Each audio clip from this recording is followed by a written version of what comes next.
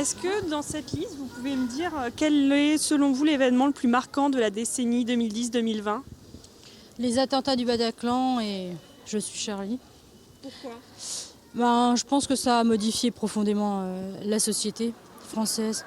On s'est rendu compte qu'on avait des vraies valeurs, qu'on les partageait. Moi, je pense que tous les Français ont été touchés et puis on l'a bien ressenti au niveau de notre ville, au niveau du comportement des gens. On cesse d'en parler, même encore aujourd'hui, alors que ça fait déjà à peu près 5 ans que c'est arrivé.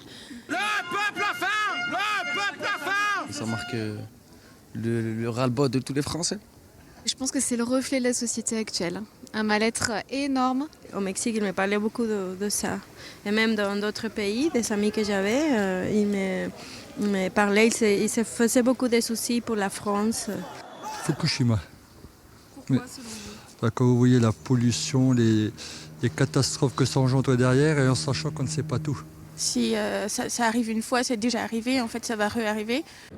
I, Donald John Trump, do solemnly swear. Parce que c'est une chose incroyable que les Américains aient élu Donald Trump. Je l'adore cet homme-là.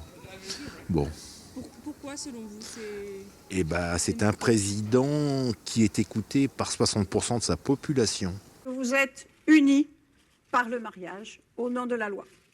Pour moi, c'est une évolution du monde, donc c'est bien d'évoluer dans ce sens-là, puis d'être ouvert et libéral. Le mouvement MeToo, oui, parce que c'est un événement que ça passe pas qu'en France, il impacte tout le monde.